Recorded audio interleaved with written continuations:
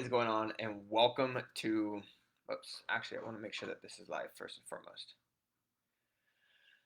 Cool. I think we're live. Welcome to this training. So last week, what I did is on my Instagram, I put up a poll or I put up a question box that asks, what topics do you want me to cover for the next training? And one of the topics was actually a really simple question that was how to get your first 5 clients when you're starting your online coaching business.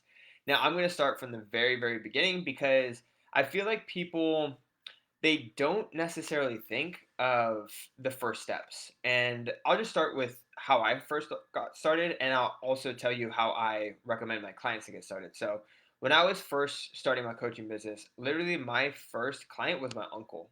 It was my uncle because we had been talking. He knew me, he liked me, he trusted me, he wanted to give me a shot. And so he was willing to invest, and he became my first client. My second client was my cousin. Again, they knew me, they liked me, they trust me, they knew I could get them results, and so they invested. And then my third client from there was a friend of my uncle's.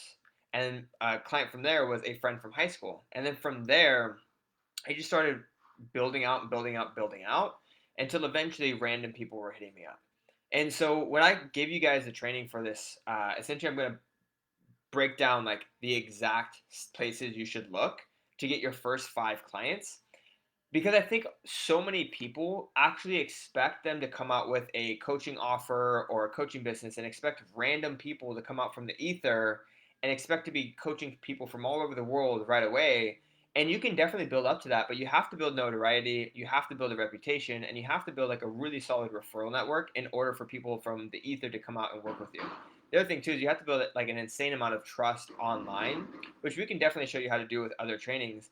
But the most simple place to start is actually going to be in your own home, like in your own neighborhood with the people that you know. So I have my whiteboard up here. I'm going to be reading off. The first place that you should start is actually just with your own friends and family, right? Start with your own friends and family. Those are going to be your best places to look for your first clients. The reason being is because they already know who you are, they already like you, and they already trust you. Those are going to be your best places to start because you have a huge pool of people from your network that you can get results that you can just reach out to right then and there and say, hey, I'm taking on clients. I'm going to be helping, people with my fitness and nutrition. You can get them set up for there. So that's like your first pool of leads. And I think a lot of people are like, they're either too entitled or they think they're above asking their friends and family to become their clients. For some reason, they're like, oh, I don't really want to ask my friends and family. But it's not just like, it's not like your mom or it's not like your dad or it's not like, your best friend. But think about all the weak ties that you have, the acquaintances that you have, the people that were in your class from, middle school, the people that were in your class that maybe you saw in the hallway, maybe you follow them on Instagram, but you've never quite like actually interacted with them, right? These are acquaintances that have been in your network that know, like, and trust you because they've been around for some time.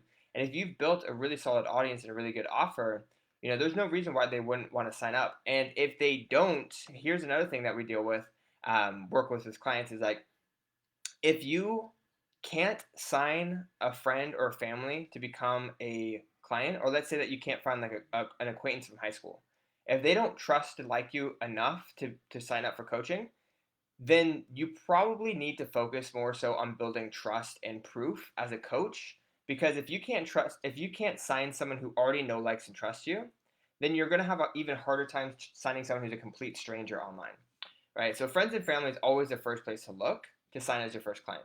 The second place to look is actually going to be mutuals.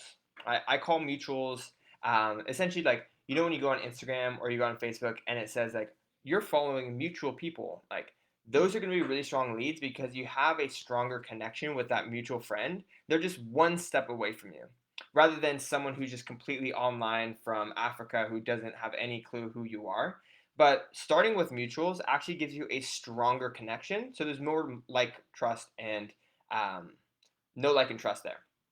So going through your friends list, going through your friends who you have contact with, and then searching on their Instagram or searching on the Facebook, and just seeing who they have in their network, that expands your network even further. But you're also still pretty close to home, so there's going to be a more know, like, and trust there.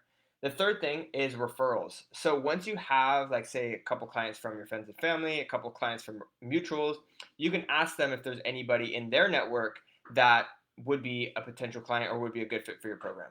So referrals is going to again extend your network even further. What you want to do is you want to start close to home and then go one step out and then one step out from there and then one step out, and eventually you'll be so many steps out to where the people that are coming to you actually would be complete and total strangers, and that's when you have a team of like 25, 30, 45, 50, and it's just growing and growing and growing.